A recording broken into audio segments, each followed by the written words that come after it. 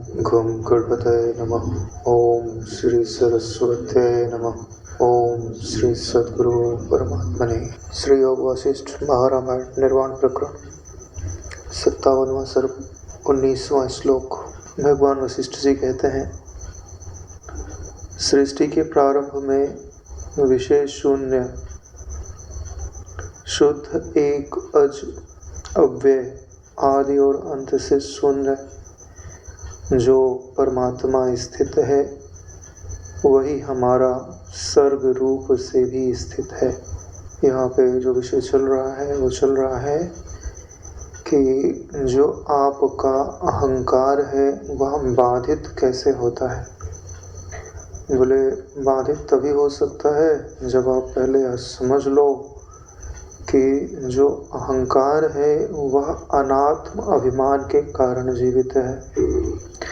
तो जो अनात्म अभिमान है उससे अपने मैं को अलग कर लीजिए और फिर जो शेष बचता है उसको भी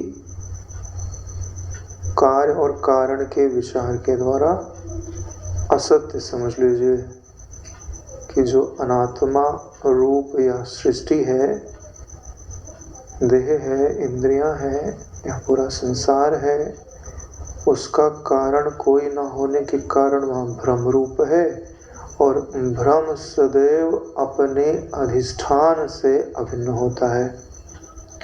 इसका अर्थ होता है कि जो रेत में पानी दिखाई दे रहा है सूर्य की रश्मियों के कारण, वह रेत से एक रूप है। अगर रेत नहीं होगी तो पानी दिखने का प्रश्न नहीं उपजता है। इसी प्रकार जो विषय ज्ञान से शून्य, एक अज आदि और अंत से रहित चिदाकाश रूप परमात्मा है, वही सर्ग रूप में भी स्थित सा दिखाई पड़ता है। जब तक मन रूपी स्फुरण है तब तक वह सृष्टि रूप से प्रतीत होता है, और जब मन का स्फुरण नहीं है तो वही परमात्मा रूप से अनुभव में आता है। और जिसके पास विशाल रूपी नेत्र हैं, तो चाहे मन का स्फुरण हो चाहे ना हो, वो दोनों में एक सतत परमात्मा को हस्तमलकवत देखने में समर्थ हो जाता है। तब उसका अंतःकरण समता रूपी रस से सदैव पूर्ण रहता है। यदि पूर्व के अभ्यास वशात विक्षेप उसमें उपलब्ध भी होते हैं तो वह निधिध्यासन के द्वारा उनको निवृत्त करते रहता है। और एक दिन ऐसा आता है कि उसका अभ्यास इतना प्रगाढ़ हो जाता है कि अंतःकरण में कभी न जाने वाली शांति निवास करने लगती है। कभी ना खत्म होने वाला आनंद का स्रोत उसके हृदय में फूट पड़ता है। अगले श्लोक में कहते हैं कि हे रामचंद्र जी, पर ब्रह्म परमात्मा में यह सृष्टि नहीं है और ना ये पृथ्वी आदि लोक ही है। सब शांत अवलंबन शून्य एकमात्र ब्रह्म ही ब्रह्म में स्थित है। देखिए भाई, अहंकार तो आपको तब हो जब देहादि की सिद्धि हो। जब देहादि की सिद्धि तब हो जब जगत की सिद्धि हो, और जब जगत की ही असत्ता का बोध आपको विचार करने से प्राप्त हो जाता है तो ना देहादि सत्य हो सकते हैं, ना उनका अभिमान ही सत्य हो सकता है। इसलिए क्या बोल रहे हैं कि ब्रह्म ही ब्रह्म में स्थित है, यानी ज्ञान ही ज्ञान में स्थित है। जैसे ये धूपिया रखा है और ये धरती के ऊपर रखा हुआ है, तो धरती भी ज्ञान से ही मालूम पड़ती है और धूपिया भी ज्ञान से मालूम पड़ता है। और हमको ऐसा लगता है कि धूपिया रूपी ज्ञान पृथ्वी रूपी ज्ञान पे रखा हुआ है और ये दोनों ज्ञान मन रूपी ज्ञान पे रखे हुए हैं। और मन रूपी ज्ञान चिदाकाश रूपी आत्म तत्व पे रखा हुआ है। तो ये जो सारे ज्ञान है, क्या इनमें अलगाव है? धूपीय का ज्ञान, धरती का ज्ञान और मन का ज्ञान, ये सब में जो भेद है वो विवर्त है, नहीं है, दिखने मात्र है। उस भेद को गिनो मत, तो धूपिया, धरती, मन और आपका स्वरूप सब ब्रह्म ही है। सब एक निर्घन यानी संपूर्ण रूप से घन ज्ञान मात्र ही है। इसमें तो रंच मात्र भी संदेह नहीं होना चाहिए।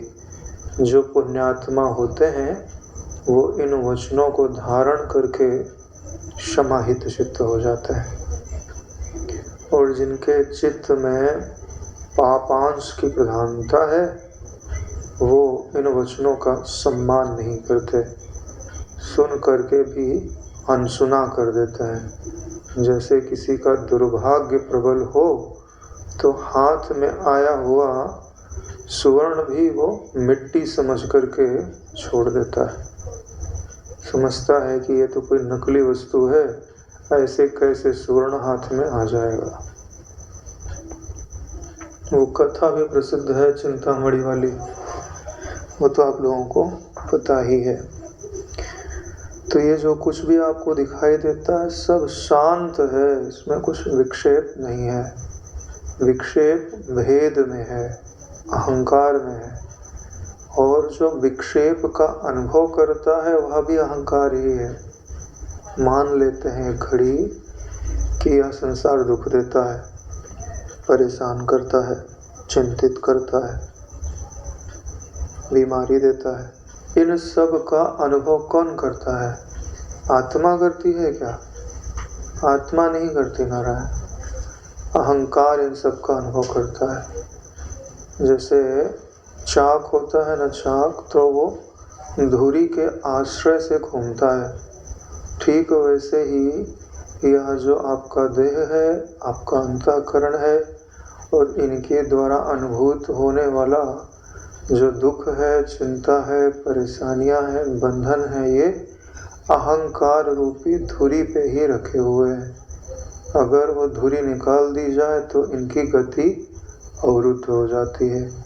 इसके लिए जो वेदांत का विचार है, ये आप में से यानी चित्त स्वरूप में से अहंकार को ही दूर करता है। अहंकार दूर कब होगा? जब आपको उस वस्तु का बोध हो जाए जिसके सिवाय कोई दूसरी वस्तु नहीं है, तब अहंकार होने का तो प्रश्न ही नहीं उपजता। क्यों? क्योंकि अहंकार सदैव परिच्छिन्न वस्तु का किया जाता है। अपरिच्छिन्न वस्तु का अहंकार रूप से जीवित नहीं रह सकता, क्योंकि अहंकार में जो अंत में कार लगा हुआ है यह आकार को निरूपित करता है। अहम कृति इति अहंकारः। जब आकृति ही नहीं तो अहंकार शब्द की भी उत्पत्ति संभव नहीं है। क्योंकि जो पूर्ण तत्व होता है उसमें आकृति की संभावना बिल्कुल नहीं है, क्योंकि आकृति सदैव ससीम होती है। अगले श्लोक में कहते हैं, सर्वशक्तिमान वह ब्रह्म जैसे जिस तरह का स्फुरित होता है, वह अपने तुच्छ रूप का परित्याग न करते हुए वैसे उस तरह का हो जाता है। यानी यह जो सर्वशक्ति संपन्न ब्रह्म है, सारी शक्तियां किसमें निवास करती हैं? सत्ता में। समर्थ कौन है? धरती को देखो कितनी समर्थ है। छोटा सा बीज होता है उसको वृक्ष बना देते हैं। एक छोटा सा वीर्य का कण होता है उसको मनुष्य बना देती है, हाथी बना देती है, व्हेल बना देती है, बड़े बड़े प्राणी बना देते हैं। समर्थ सत्ता वो है ना। आप भी जो कार्य करते हो ऐसा लगता है कि मैं करता हूँ, लेकिन उसमें आपकी शक्ति नहीं है, चेती की शक्ति है, चैतन्य की शक्ति है, वही सर्वशक्तिमान है। आपके मन के रूप में वही संकल्प विकल्प कर रहा है, बुद्धि के रूप में वही निर्णय अनिर्णय कर रहा है, चित्त के रूप में वही चिंतन कर रहा है, अहम वृत्ति के रूप में वही मैं बोलता है, ज्ञान इंद्रियों के रूप में वही ज्ञान को ग्रहण कर रहा है, कर्म इंद्रियों के रूप में कर्म कर रहा है, विषय के रूप में वही स्थित है नारायण। क्यों? क्योंकि वही सर्वशक्ति संपन्न है और उसमें कभी यह अहम भाव नहीं है कि मैं कोई अपूर्ण आकृति मात्र हूँ। उसमें सदैव क्या निश्चय है कि सबका मैं अधिष्ठान हूँ, मैं ही परिपूर्ण ब्रह्म हूँ। तो जब वह प्रसन्न होता है ना, तब आपके चित्त में, आपकी बुद्धि में यही निश्चय उदित होता है। वही प्रसन्न होकर गुरु के मुख से बोलता है नारायण। अगर वो प्रसन्न नहीं हो तो ना आपको सद्गुरु का मुख दिखने को मिलेगा और ना उनके मुख से निर्भय वचन, अभय वचन सुनने को मिलेंगे और ना अद्वैत ज्ञान में आपको रुचि होगी। योग वासिष्ठ महारामायण जैसा अमृत का सरोवर आपके पास है, लेकिन हम जो हैं, जैसे गर्मी का महीना हो और कोई धूल आदि में, खेत आदि में काम करता हो तो शरीर में कितनी गर्मी, धूल, पसीना, शरीर जो है दुर्गंध होने लगता है और तापों से तपा हुआ रहता है। लेकिन अमृत में सरोवर हो और वो उधर जाके उधर स्नान करने की उसकी मति ही ना हो तो उसको क्या बोलेंगे? बोलेंगे कि इसको अपने कल्याण का, जिससे सुख होगा उसका मार्ग ही पता नहीं है, या तो दुख को ही सुख समझ रहा है। इसके लिए यहाँ पे बात कह रहे हैं कि अपने तुच्छ रूप का परित्याग ना करते हुए, तो ब्रह्म का तुच्छ रूप क्या है? बोले ये नानात्व तो जो आपको दिखाई देता है ना, ये ब्रह्म का एकदम से तुच्छ मतलब होता है जिसका कुछ मूल्य ना हो। अगर आपकी दृष्टि में नानात्व का मूल्य है ना नारायण, तो आप खत्म हो गए। जिसकी दृष्टि में नानात्व का कोई मूल्य नहीं, उसी का मूल्य सबसे अधिक है। जिसकी दृष्टि में भेद का मूल्य है ना, कि ये अच्छा है, ये बुरा है, ये पकड़ने योग्य है, ये छोड़ने योग्य है, माया उसको मिटा डालेगी। और जिसकी दृष्टि में अभेद तत्व की दृष्टि है ना, उसको कोई पराजित नहीं कर सकता। रावण किसी भी मामले में राम जी से कम नहीं था। सिर्फ एक ही चीज की कमी थी कि उसकी दृष्टि में भेद की प्रधानता थी और राम जी की दृष्टि में अभेद की प्रधानता थी। नहीं तो क्षत्रिय से ब्राह्मण श्रेष्ठ समझा जाता है, ब्राह्मण कुल का था वो, आयु भी उसकी अधिक और गुरु भी उसके शिव जी। ऐसा कौन सा अस्त्र है जो उसके पास नहीं था? उसके मेघनाथ के पास ही ब्रह्मास्त्र सारे अस्त्र थे, फिर भी पराजित हुआ वो, क्योंकि उसके अस्त्र काम नहीं कर पाए। क्यों? क्योंकि जिसकी दृष्टि में भेद होता है वह एक दिन अवश्य पराजित होता है। यही नियम है क्या कि भेद उपजता क्यों है? बोले कि जो वस्तु अभी नहीं है वह उपज करके भेद उत्पन्न करती है, और जो वस्तु उपजी है वो मिटेगी अवश्य, इसमें कोई संशय नहीं है। यही नियम है, काट नियम। जब कोई सृष्टि प्रारंभ होती है तो एक आदि नीति बनाई जाती है कि इस नियम के अनुसार यह सृष्टि चलेगी। जैसे अभी हमारी सृष्टि में जो अग्नि तत्व है वो जलाता है, जो जल तत्व है वो अग्नि को बुझाता है।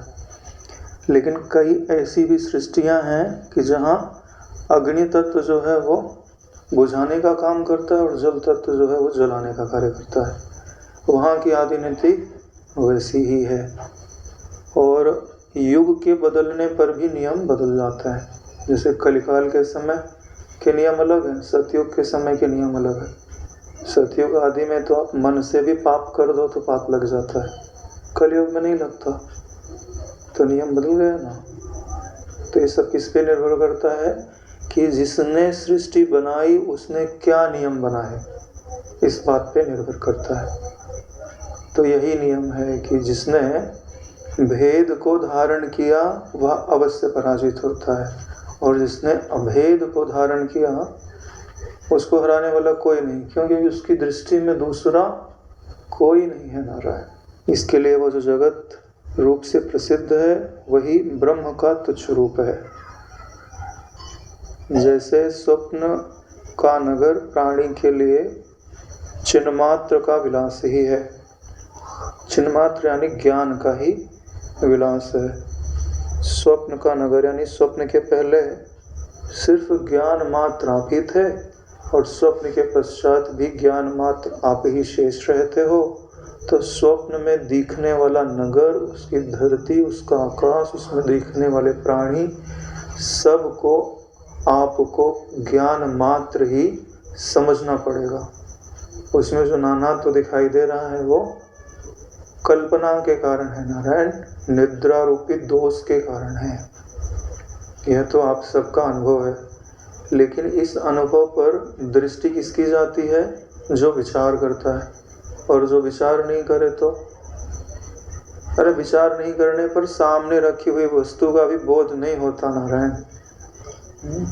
जैसे घर में बापूजी ने बताते हैं कि पारस मड़ी पड़ी हुई है, पारस पत्थर पड़ा हुआ है और उसी पर वो चटनी पीसता है, हाँ, और पूरी जीवन भर कंगाल। क्यों? विचार नहीं किया कि यह जो वस्तु है वो क्या है।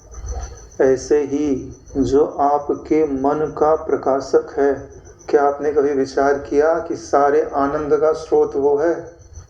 विचार नहीं किया ना, इसलिए पारस मड़ी रहते हुए भी हम आँख से बोलते हैं कि तू 2 आना रूपी सुख मुझे दे दे, कान से बोलते हैं कि तू 2 आना रूपी सुख मुझे दे दे, हाथ में कटोरा लेके सुख की, शांति की, सामर्थ्य की भिक्षा मांग रहे हैं। क्यों मांग रहे हैं? क्योंकि जो सुख का, सामर्थ्य का स्रोत है वो हमें ज्ञात नहीं है। स्वच्छ चिद्रूप परम आकाश में जो चिदाकाश स्थित है, उसी से अपने स्वभाव की सृष्टि रूप में भावना की है।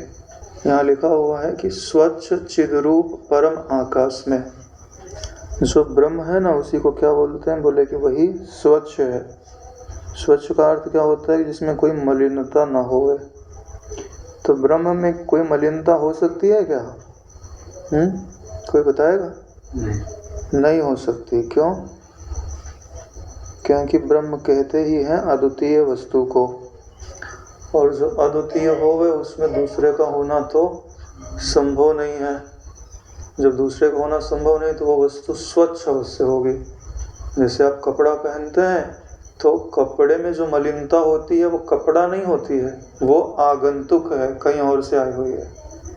जैसे सोना है तो सोना ही है, अगर उसमें कुछ गंदगी आएगी तो दूसरी धातु बाहर से उसके अंदर मिलाई जाएगी। इसीलिए ब्रह्म को क्या बोलते हैं? बोले स्वच्छ है, चिद रूप है। समझते हैं? चिद रूप यानी ज्ञान रूप है। ज्ञान रूप है, इसका क्या प्रमाण है?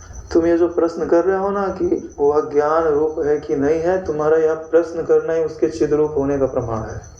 क्योंकि तुम प्रश्न जो है चिद से कर रहे हो कि अचिद से कर रहे हो। ज्ञान है तभी तो प्रश्न कर रहे हो।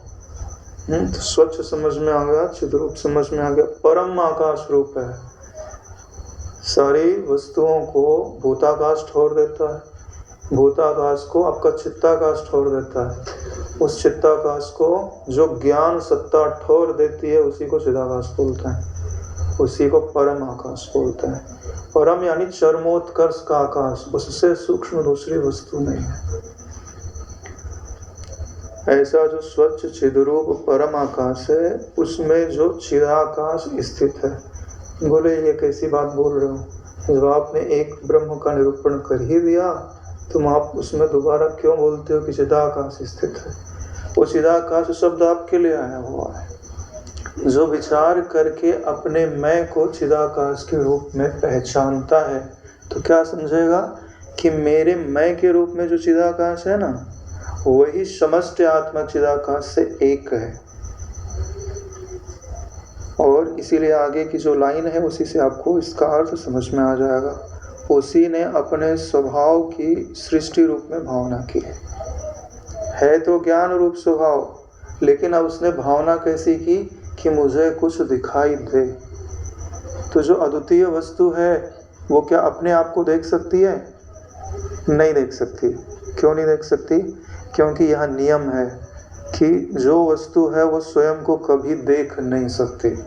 जैसे आँख की पुतली आँख को कभी नहीं देख सकती। जब भी उसको कुछ दिखाई देगा तो आँख से पृथक होगा तभी दिखाई देगा। अगर आँख से एक हो जाएगा तो नहीं दिखाई देगा। सोचने की बात है, आपकी आँख में तिनका चला जाता है तो दूसरे से निकलवाते हो। आँख ही है ना, देख लो ना। क्यों नहीं दिखाई देता? क्योंकि उससे एक हो गया। ऐसे ही जो ब्रह्म से एक हो जाएगा, ब्रह्म उसको पृथक रूप से उसका बोध नहीं होगा। ये जो जगत का बोध हो रहा है, क्यों हो रहा है? क्योंकि ब्रह्म में जो चिद वस्तु है उसने स्वयं को ही देखने का प्रयास किया, लेकिन अद्वितीय होने के कारण, वह स्वयं को देखने में समर्थ होने के कारण वह नानात्व को देखता है। तो जो चिद वस्तु होती है वो स्वयं को तो देख नहीं सकती, तो जब वो स्वयं को ही देखने का प्रयास करती है तो वो अपने में ही सृष्टि को देखती है। इसी के लिए शब्द है सृष्टि की भावना करने के कारण जैसी भावना करती है वैसा उसको दिखाई देता है। अर्थात चिद रूप जो ब्रह्म है उसका स्वभाव ही यह सृष्टि है। चिद रूप जो ब्रह्म है उसका स्वभाव ही यह सृष्टि है। ठीक वैसे ही जैसे फूल और फूल की सुगंध दोनों को अलग नहीं किया जा सकता। जैसे जल और जल की लहर। कौन सा जल? आपके मन में जो जल है, यानी आप जल की जो भावना करो, ठीक है, और फिर जल की भावना करो, फिर बोलो कि ये स्फुरित हो जाए, तो जो जल है वो भी आपका मन ही है और जो उसमें स्फुरण है वो भी आपका मन ही है। तो जो शांत जल है तब वही ब्रह्म है, जब स्फुरित जल हो गया तो वही जगत रूप से कहा जाता है। जहाँ कोई प्रश्न समझ में नहीं आया तो आप प्रश्न कर सकते हैं। अभी यहाँ पे बात आ रही है कि भावना रूप ही यह सृष्टि है। भावना रूप का अर्थ होता है कि आपने समझा होगा, पढ़ा होगा शास्त्र आदि में, कि जब सृष्टि की रचना करनी थी तो ब्रह्मा जी को बोला गया कि आप सृष्टि की रचना करिए। तब उन्होंने संकल्प किया कि भाई ऐसे ऐसे इस सृष्टि का विकास होना चाहिए। तो उन्होंने जैसी जैसी भावना की वैसे वैसे ही सृष्टि का विकास हुआ है। और आप भी देखिए कि आपके चित्त के अंदर जो सृष्टि है, क्या वह भावना के अनुरूप नहीं है? आपके भावना के अनुरूप है। समझने का प्रयास करिए कि जैसे अभी आप हो और आपको कोई लड़की अच्छी लगी, तो आपकी क्या भावना हुई कि यह मुझे अच्छी लगती है, मैं इससे विवाह कर लूँ। तो देखिए प्रारंभ हुआ ना, यहाँ अच्छे लगने से प्रारंभ हुआ। अब उस भावना ने क्या उपजाई? इच्छा। अब इस इच्छा के अनुसार आपने किया तो उस इच्छा के अनुरूप फिर भावना होगी कि यह मेरे अनुकूल रहे, फिर और भावना होगी कि मेरे बच्चे हों, फिर और भावना होगी कि ये पढ़े लिखे, इनका भी बिजनेस चले, जो भी होगा। तो एक छोटी सी भावना फिर इतने बड़े वृक्ष का रूप ले लिया। तो ये जो सृष्टि है आपके चित्त के अंदर, वो भावना रूप नहीं है, भावना रूप है। तो स्त्री का उदाहरण लेकर के बताया, शत्रु का ले लो। शत्रु दिखाई दिया तो आपने भावना किया कि इसका जो अच्छा खासा बिजनेस है वो खत्म हो जाए। तो ऐसे तो खत्म नहीं होगा, आपने भावना कर ली। तो आपने भाई किसी को नष्ट करना है तो धर्म का तो सहारा नहीं लिया जा सकता। धर्म में तो सबकी उन्नति, तो आपने किसका सहारा लिया? अधर्म का। जहाँ आपकी पहुँच थी आपने इनकम टैक्स वगैरह वाले को बोला कि भाई आपके मित्र आदि जो होंगे, तिकड़म लगाई। कई लोग तो तंत्र मंत्र आदि का भी सहारा ले लेते हैं।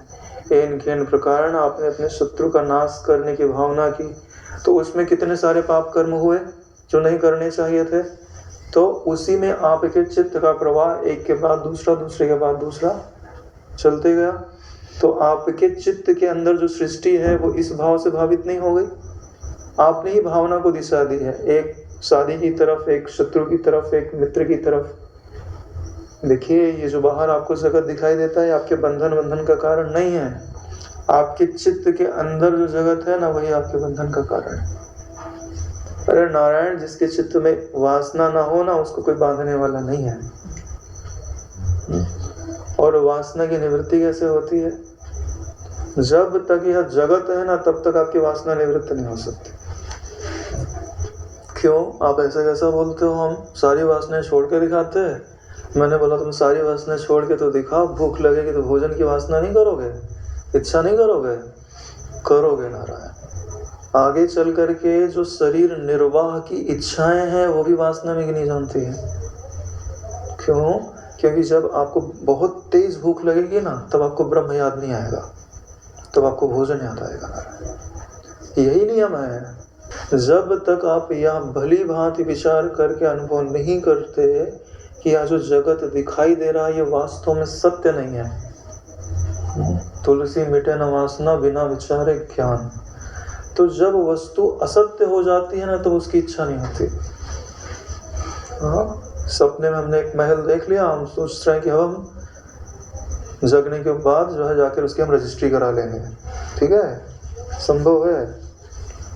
तुम्हारा ही मन बोलेगा कि तुम बेवकूफ हो।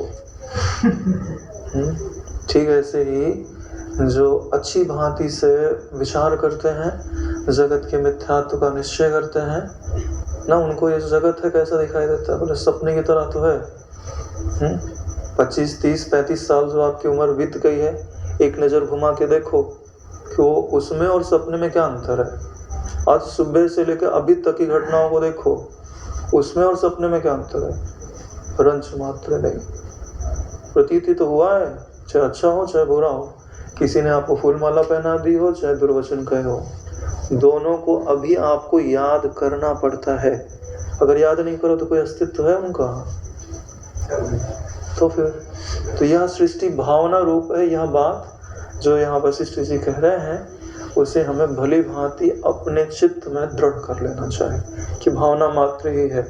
अगर यही भावना पलट करके स्वरूप की भावना की ओर चली जाए तो सारे बंधन खत्म। जो स्त्री की भावना में जा रहा है, जो शत्रु की भावना में जा रहा है, जो मित्र की भावना में जा रहा है, वो आत्म भावना में चला जाए। इसीलिए बोलते हैं ऐसी किया कर भावना, आता है ना ब्रह्म रामायण में, इसीलिए तो कहता है।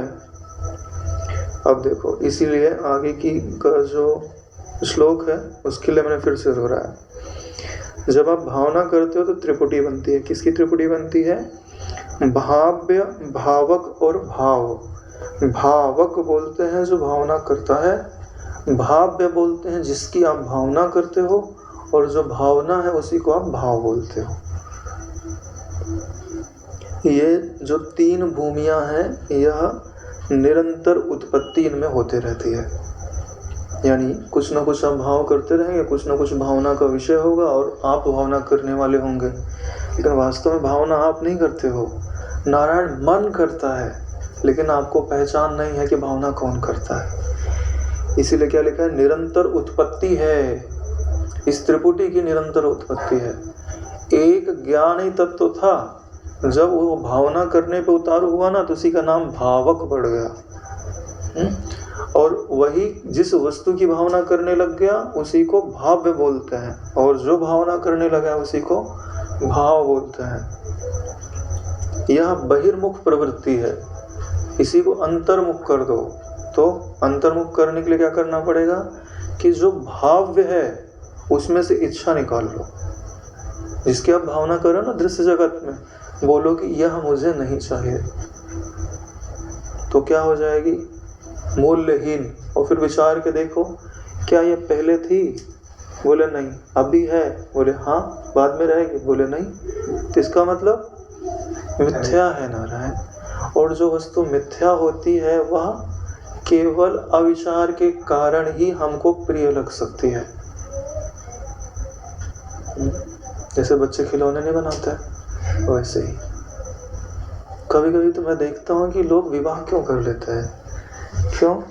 क्योंकि जिस सुख की वो भावना करते हैं वो कदापि उपलब्ध होने वाला नहीं है नारायण।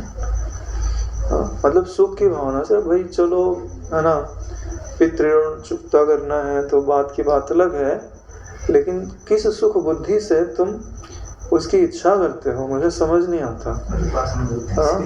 नहीं, अगर वासना ही पूरा करना है तो तुम यहाँ पुण्य आदि करो, स्वर्ग आदि जाओ, फिर लाख वर्ष का जीवन मिलेगा, तब तो कुछ समझ में आता है कि तुम यहाँ कुछ सुख भोगोगे।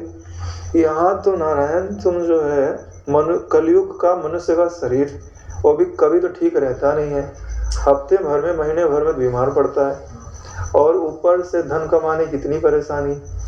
अरे उस दिन वशिष्ठ जी क्या बोल रहे थे, धन कमाने के लिए जो मानसिक चिंता सहनी पड़ती है, उसमें जो कष्ट होता है, बोले ऐसा कष्ट तो नरक में भी नहीं है।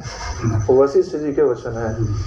हाँ, अरे जो योग वशिष्ठ ठीक से विचार करे ना, तो इस संसार से तो भैया अपना बोरिया बिस्तर बांध लेगा, बोले नहीं चाहिए नारायण, इसका मूल्य इतना अधिक है ना, जो वस्तु आपको इस जगत में मिल रही है ना, उसका मूल्य इतना अधिक है, बोला नहीं खरीदो भाई, इसी मूल्य में करोड़ वर्ष का स्वर्ग मिल सकता है। जिस मूल्य में आप 10-15 वर्ष का सुख खरीदते हो ना यहाँ पे, उसमें करोड़ों वर्ष का स्वर्ग मिल सकता है। सच में बता रहा हूँ, प्रमाण सहित बता रहा हूँ।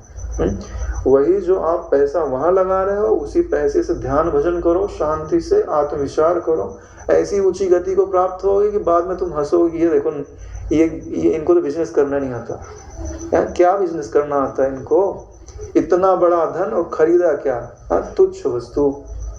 इसीलिए तो बोलते हैं उमा राम स्वभाव जय जाना, ताई भजन तज भाव नाना। यानी कि वो उठते जगते सोते गिरते पड़ते सब एक ही प्रयास करेगा, ये मेरा धन कैसे बढ़ जाए, क्योंकि उस धन का उसको मूल्य पता चल गया। लेकिन माया क्या करती है पता है, जैसे तुम इस धरती पर अवतरित होते हो ना, तुम्हारा जो ज्ञान पटल है उस पर ढक देती है कि तुम दूरदर्शी ना हो पाओ, तुमको दूर का दिखाई ना दे।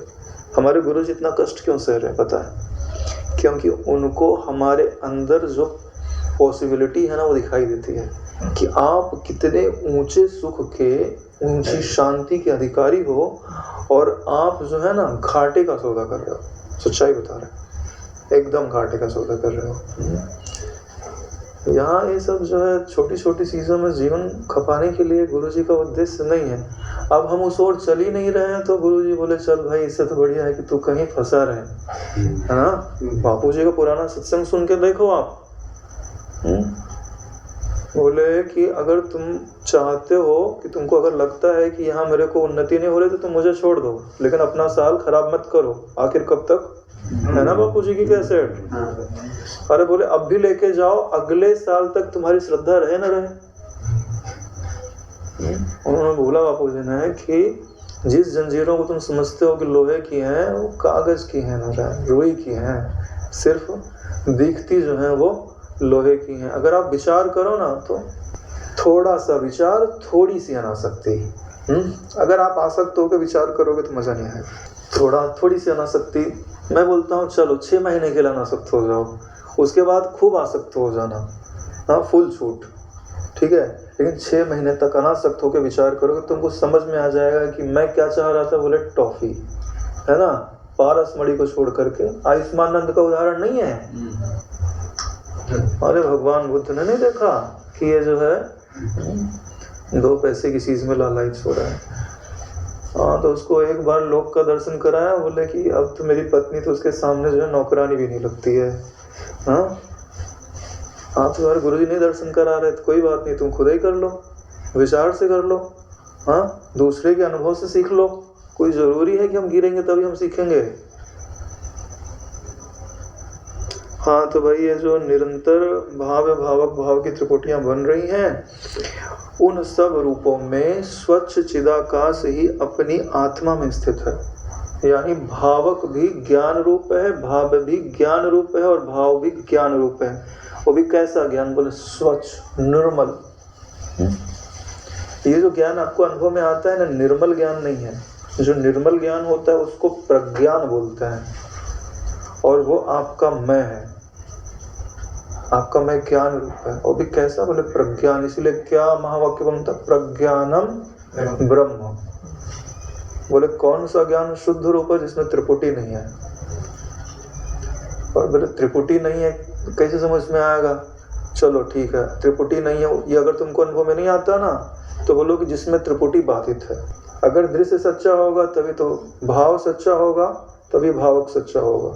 अगर भाव मिथ्या है ना तो भावक भी मिथ्या है। नहीं ज्ञान ज्ञाता ज्ञेय में से एक भी है वास्तविक। मैं एक केवल सत्य हूँ, ज्ञान आदि तीनों काल्पनिक। अज्ञान से जिस्माही भाषे ज्ञान ज्ञाता ज्ञेय है। हाँ, तो ये जिस ज्ञान से पता चलता है कि ये भावक है, ये भाव्य है, ये भाव है, वह ज्ञान आप स्वयं हो, उसी को प्रज्ञान बोलते हैं।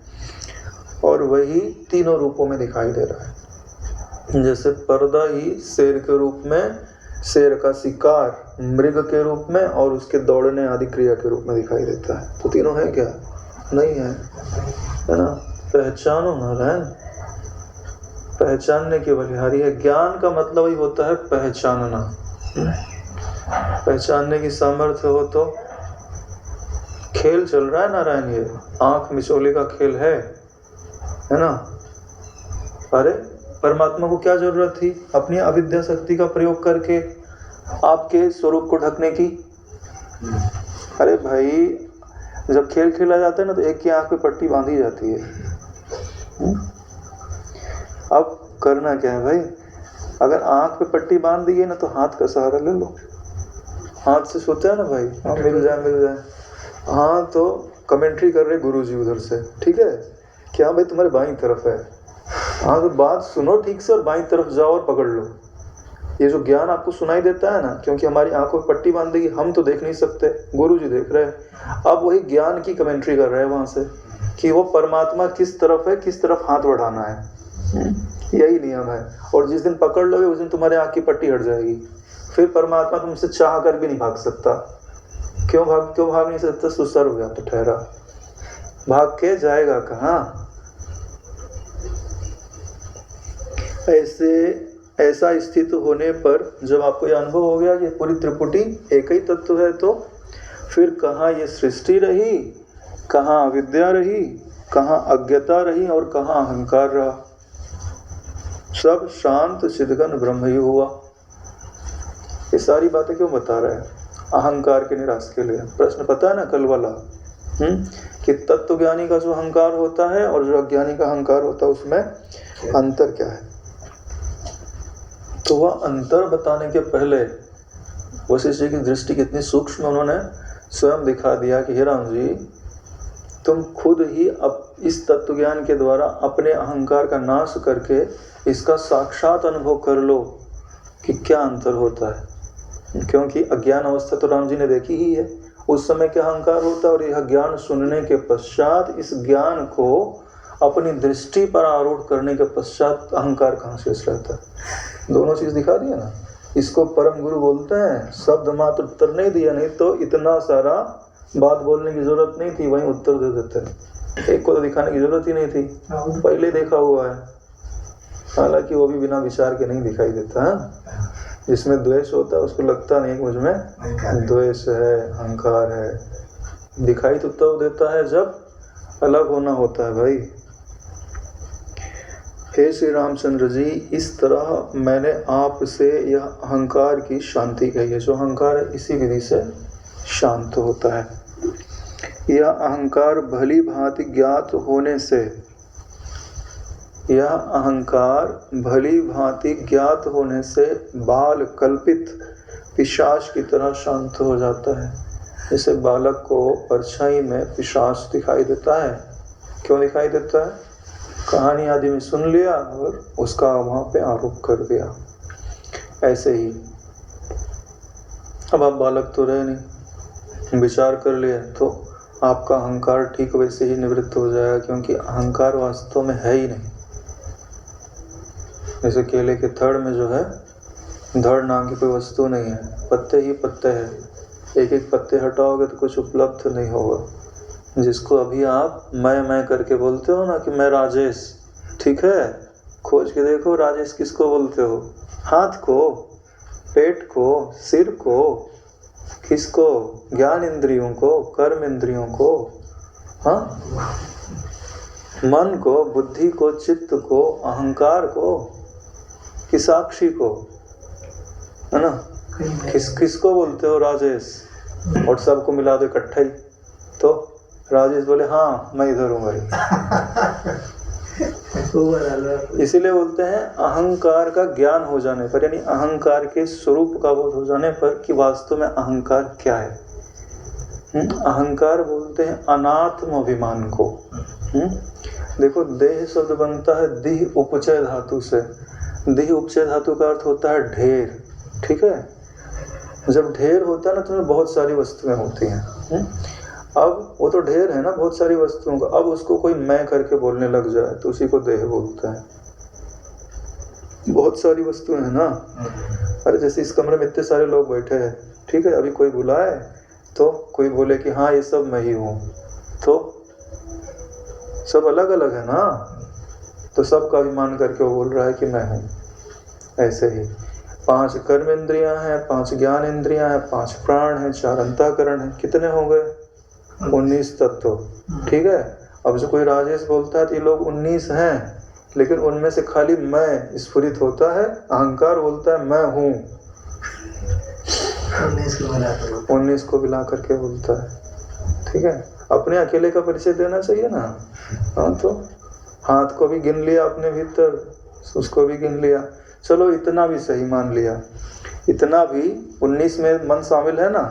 लेकिन जो साक्षी तत्व है उन सबको जो देख रहा है, अलग खड़ा हुआ है, अगर वो बोलने लग जाए कि मैं राजेश हूं, तो तब तो बिल्कुल असंभव बात है नारायण। ये तो 19 तत्व है, 19 तत्वों का जो प्रकाशक है वो बिल्कुल अलग खड़ा है। अरे भाई क्रिकेट खेल रहे हैं, ठीक है? तो किसी ने विकेट लिया तो 11 खिलाड़ी में से कोई ले सकता है ना। अब वहां से दर्शक चिल्ला रहा है कि विकेट मैंने लिया है, तो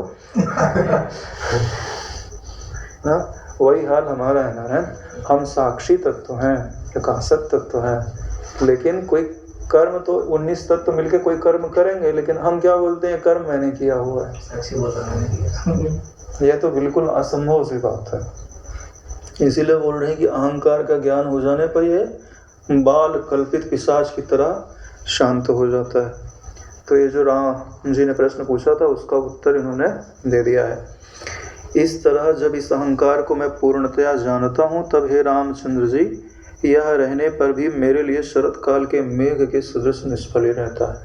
यानी तत्व ज्ञान से जो अहंकार है वो बाधित हो गया, यानी देख लिया नहीं है, फिर भी दिखे तो अब उसको कोई भ्रम नहीं है, ठीक है? जैसे घर में परछाई पड़ रही है और हवा के कारण हिल रही है, अविचार के कारण लग रहा है कि कोई पिशाच आदि खड़ा है, लेकिन देख लिया कि हाँ ऊपर पेड़ है, उधर बल्ब जल रहा है और हवा चल रही है, उसके कारण ये हिल रहा है, तो अब उसका भय जो है वो निवृत्त हो गया नारायण, ठीक है? तो जैसे शरत काल का मेघ होता है ना, वैसे तो शरत काल में मेघ होता नहीं है। अगर होता है तो पानी बरसाता नहीं है। क्यों बरसाता नहीं? उसके अंदर बरसाने की सामर्थ्य नहीं होती है। ऐसे ही जो तत्वज्ञानी में अहंकार होता है वह बंधन का कारण नहीं होता है, यानी अहंकार निष्फल होता है तो सही, लेकिन सफल नहीं है, निष्फल है नारायण। किस में निष्फल है? दुख देने में निष्फल है, बंधन करने में निष्फल है, जीवन निर्वाह के लिए सफल है खाली बस। चित्र लिखित अग्नि में अध्यस्त दहन क्रिया जैसे दाह्य वस्तुओं में निष्फल हो जाती है, जैसे चित्र के लिखित अग्नि होना तो जलाएगी नहीं किसी को, वैसे ही अहम भाव की सृष्टि आदि भी पूर्ण रूप से ज्ञात होने पर भी निष्फलता को प्राप्त हो जाती है। वैसे ही ये जो जगत है आप समझ लिए कि ब्रह्म वस्तु है, ये सब केवल भेद कल्पित हैं, कल्पना के कारण दिखाई देते हैं, यानी चित्र लिखित के समान हैं। ये आपको कुछ भी लाभ या हानि पहुंचाने में समर्थ नहीं है, इनका होना आपके लिए निष्फल हो गया नारायण। ना आपको सुख पहुंचा सकते हैं, ना आपको दुख पहुंचा सकते हैं।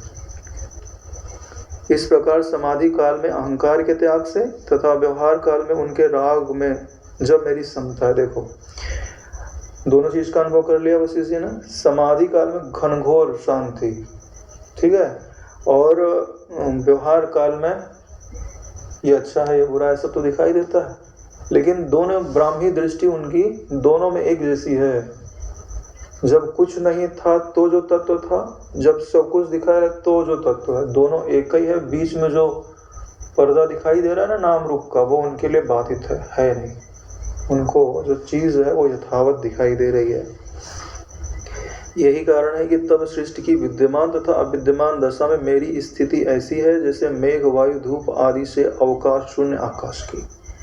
जो आकाश होता है ना, अब उस पे वायु का, मिट्टी का, अग्नि का कोई प्रभाव नहीं पड़ता है। क्यों? क्योंकि वह इन सब से शून्य है। कितनी भी आग जलाओ, आकाश जलेगा क्या? नहीं जलेगा ना नारायण। ऐसे ही जिसने अपने आप को चिदाकाश रूप में अनुभव कर लिया, यह नाम रूपात्मक चीजें उसमें कोई भी व्यवधान उत्पन्न नहीं कर सकते हैं। एकमात्र संबंध के त्याग से ही यह अहम भाव पीड़ा नहीं पहुंचाता। बहुत सुंदर श्लोक है। एकमात्र संबंध के त्याग से ही यह अहंकार पीड़ा नहीं पहुंचा सकता। संबंध का त्याग कर दो कि अंतःकरण न मैं हूं न मेरा है, तो अहंकार पीड़ा आप तक नहीं पहुंचेगी नारायण। अगर इसका दूसरा पक्ष सिद्ध कर लिया, क्या फिर ज्ञान से बाधित हो जाए अंतःकरण, तब तो बात ही कुछ दूसरी है। केवल आधा ही काम कर लिया आपने तो आपको दुखी करने वाला कोई नहीं। ठीक है, अगर तुम पद का ही शोधन कर लिया ना तो भी आपको कोई दुखी करने वाला नहीं है ना। तो आधा काम तो कर लो यार, 50% नंबर तो पा लो ना, पास तो हो जाएंगे अपन। कौन आएगा इस दुखद सृष्टि में दोबारा? मैं तो नहीं आने वाला भाई, है ना। क्यों आना भाई, है ना। ईश्वर की सृष्टि है, ईश्वर संभाल ले, अपन ने ठेका थोड़ी लेके रखे है ना भाई। सीधा सा गणित है। बड़ी मुश्किल से तो गुरुजी मिले और इतना परिश्रम से के ज्ञान पाया और फोकट में किसी को दे दिया जाए। भाई इतना कष्ट सह लिया, इस जन्म में जिसको सानिध्य लेना है, विचार करना है, पालो। ठीक है, वो बापू जी है, करुणामान है। जो नया नया ज्ञान को उपलब्ध होता है उसके अंदर करुणा वरुणा नहीं होती है। क्या होती है? अरे भैया जो हजारों वर्षों का थका है, अरे बोलो भाई आराम करने दो पहले अभी। अरे इतने जन्मों का प्यासा है उस आत्म तत्व का, उस सुख का, वो उसमें विश्राम पाएगा कि वो जाके प्रपंच खड़ा करेगा? वो तो गुरु जी का अवतार है, तो 17 जन्मों से मुक्त है ना। हाँ, तो पहले जन्म में जब उनको ज्ञान हुआ होगा ना तो भी समाधि में स्थित रहे होंगे, है ना। बोलेंगे अभी हम कुछ पंगा लेने वाले नहीं हैं, पहले जो हमारी स्थिति है वो भली भांति दृढ़ होने दो।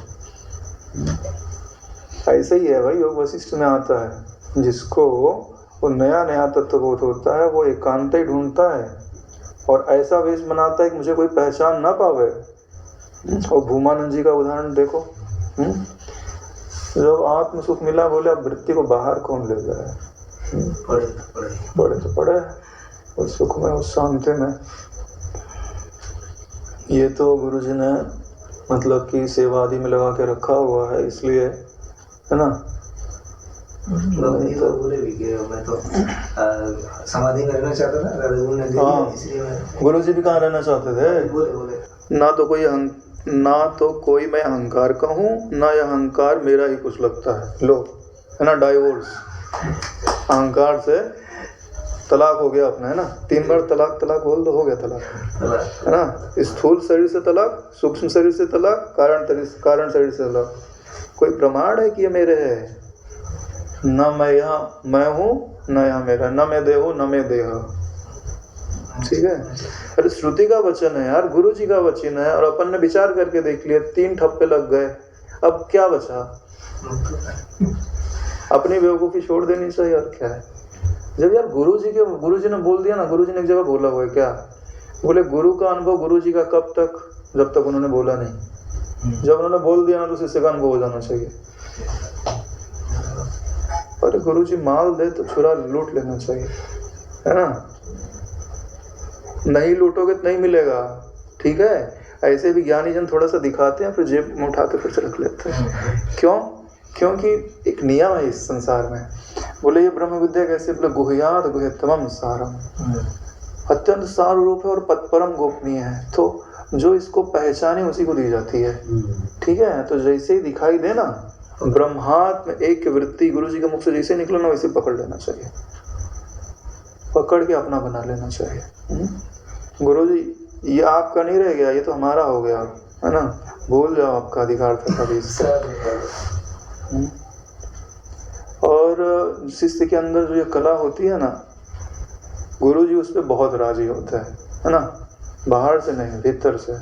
क्यों? क्योंकि जो वस्तु गुरु जी ने इतनी मेहनत से पाई है ना, जो विद्या इतनी मेहनत से पाई है, गुरु जी नहीं चाहते कि वो लुप्त हो जाए, वो चाहते हैं कि वो परंपरा आगे बढ़ती रहे। इसीलिए तो उन्होंने इतना प्रपंच स्वीकार किया है। नहीं तो इतनी शांति है उस तत्व में, इतना आनंद है कि कोई लोक व्यवहार क्यों करेगा नारायण। यह अहम भाव आदि यो जानकर हे श्री रामचंद्र जी, इस संपूर्ण संसार को आप निर्घन चिदाकाश ही जानिए। जो संपूर्ण संसार आपको दिखाई दे रहा है ना, चिदाकाश रूप ही है। यह अहम भाव आदि बोध विभ्रम जिस तरह मेरी दृष्टि में नहीं है, यानी जब आप विचार करके देखेंगे तो आपको कहीं पर भी अहंकार दिखाई नहीं देगा, वैसे ही तत्वज्ञानी महानुभावों की दृष्टि में यहाँ नहीं है, यह भी नहीं है। जैसे चित्रगत अग्नि में दाह क्रिया किसी भी विद्वान पुरुष की दृष्टि में नहीं है। जैसे चित्र में लिखित अग्नि होती है वो जलाती नहीं है, तो जो दाह क्रिया है जो भी विद्वान होगा उसमें दाह क्रिया को नहीं देखेगा। ऐसे ही यह जो अंतःकरण शरीर आदि के होने के कारण उसमें जो अभिमान है वह ज्ञान होने के पश्चात या विचार करने के पश्चात चित्र लिखित हो जाता है, उसमें आपको बांधने की सामर्थ्य नहीं रह जाती। कर्म जड़ होता है कि चेतन? जड़ होता है ना, तो फिर आपको बांधता कैसे? लोग बोलते हैं हमको कर्म का बंधन लग गया, हाँ, आपको पता नहीं है, उसको बांधने की चेतना आप देते हो। अरे बोले हम खुद को ही बांधते हैं, हाँ नारायण आप अपने आप को ही बांधते हो।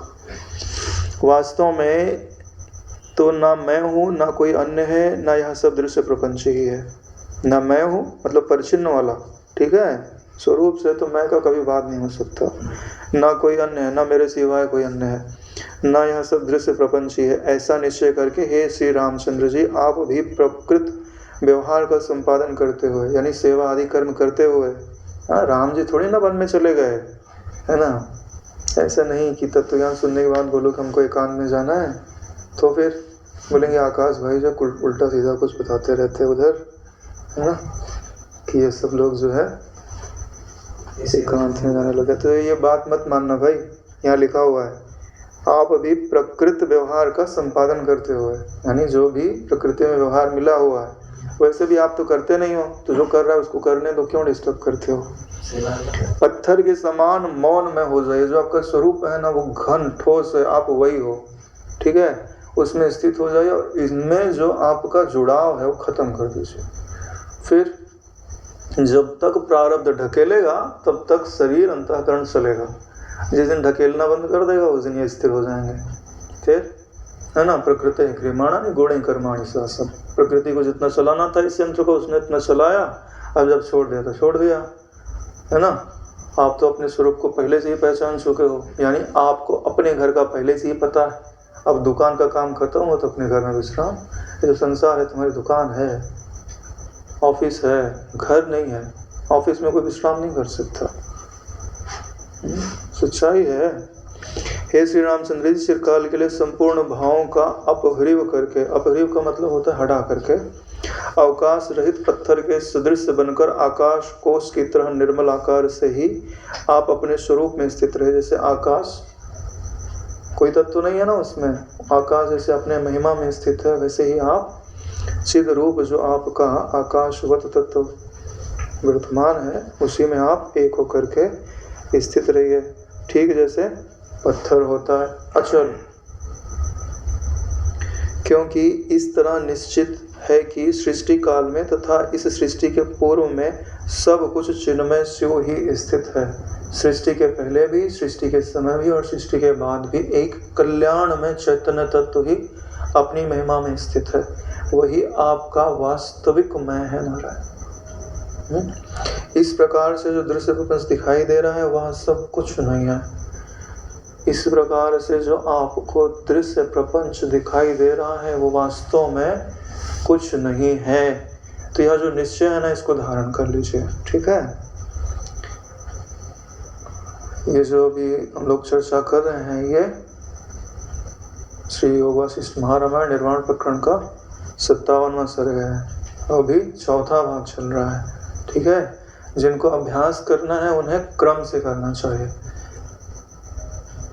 ये पहली बात नहीं है जहाँ से चालू की जाती है। जब आपको नया नया चालू करना है तो जहाँ से वेदांत चालू होता है वहाँ से अभ्यास चालू करना चाहिए। नहीं तो फिर आपको आगे जा करके कुछ समझ नहीं आएगा कि कहाँ से प्रारंभ होता है, कहाँ से चला जाता है और कहाँ पे इसका अंत होता है। तो केवल अंतिम भाग पढ़ के समझ लेने मात्र से ही पूरे मार्ग का ज्ञान नहीं होता। इसके लिए प्रक्रिया जो ग्रंथ होते हैं उनको थोड़ा समझ लेते हैं तो, है ना। राजेश भाई तो पुराने हैं, है ना। चलिए आज ही विश्राम लेता है। ओम सहना भवतु सहनौ भुनक्तु सह वीर्यं करवावहै तेजस्विनावधीतमस्तु मा विद्विषावहै। ओम शांति शांति शांति। श्री सद्गुरुदेव भगवान की जय।